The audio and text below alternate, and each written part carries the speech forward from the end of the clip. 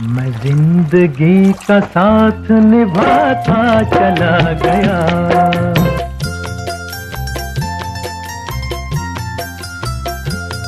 हर फिक्र को धुएं में उड़ाता चला गया। हर फिक्र को धुएं में उड़ा।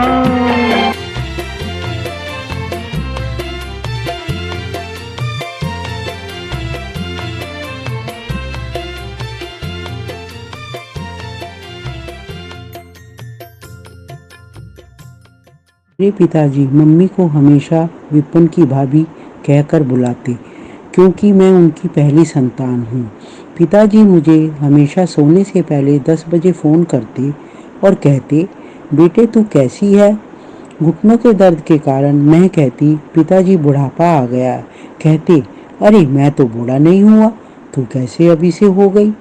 उनके इस पॉजिटिव विचारों से मैं अपने आप को पॉजिटिव थिंकिंग में लाती और अच्छा सोचती। भगवान उनके जैसे विचारों पर चलने की हम सबको शक्ति दे।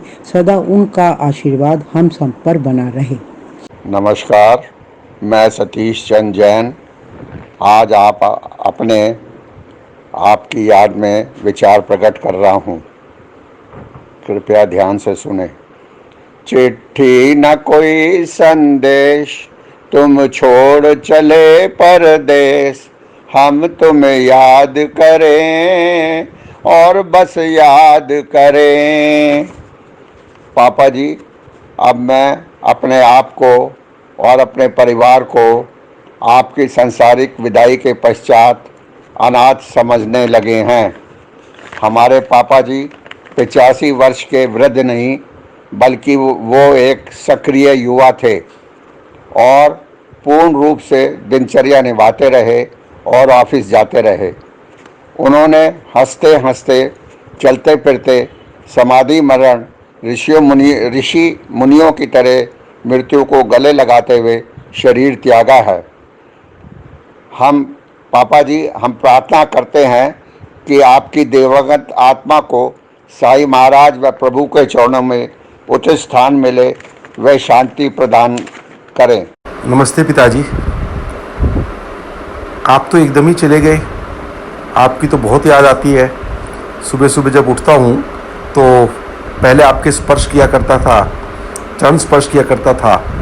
अब आप तो हो नहीं, तो आपकी स्थान पे जहाँ पे बैठ के आप पूजा किया करते थे, अब वहाँ पे जाके उस स्थान को चरण स्पर्श करता हूँ। उसके बाद जब मॉर्निंग वॉक पे बाहर निकलता हूँ तो पहले हम इकट्ठे मॉर्निंग वॉक पे निकलते थे, मॉर्निंग वॉक इकट्ठे करते थे, खूब बातें करते थे। शाम को भी इवनिंग के टाइम पे आपके साथ कुर्सी बैठ के जो बातें करने में अच्छा लगता था, वो आजकल मैं सब मिस कर रहा हूँ। आपसे कुछ बातें जो हमने अपने जीवन में सीखी हैं और जो जीवन में उतारी हैं और जो आगे भी उतारते रहेंगे, वो ये हैं कि आप अपने स्टाफ का बहुत ख्याल रखते थे। उनकी सबकी तनख्वाह, उनके एडवांस, उनका वेलफेयर करना हमें आपसे सीखना चाहिए और सभी को चाहिए कि अपने अपने स्टाफ का बहुत ध्यान रखें। दूसरी बात, आप काम में एकदम परफेक्ट थे। काम आते ही 1 मिनट में ही काम पूरा कंप्लीट कर लेते थे और कोई अपना काम पेंडिंग नहीं छोड़ते थे।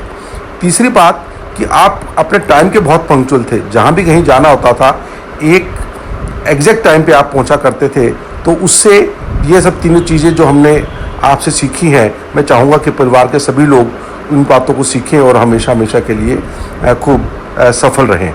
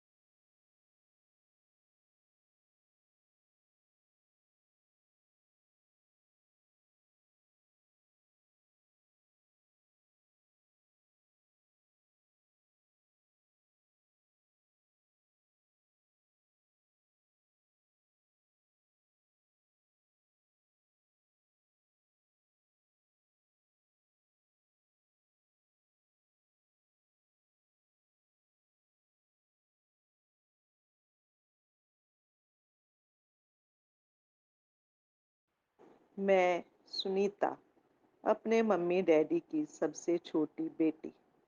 हमारे घर में मैं और मेरे दीपक भैया ही उन्हें डैडी कहते हैं और बड़े भैया और दोनों दीदी उन्हें पिताजी कहते हैं।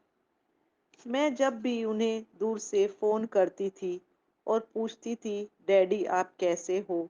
तो वो हमेशा कहते थे, बहुत बढ़िया, बहुत बढ़िया। भगवान का बहुत शुक्रिया अदा है कि मैं इस उम्र में भी चलता फिरता हूँ और बिल्कुल सही हूँ। तब मैं सोचती थी, ऐसा नहीं, इस एज में उन्हें थोड़ा बॉडी एक वगैरह तो होता ही होगा, पर वो कभी जाहिर नहीं करते थे।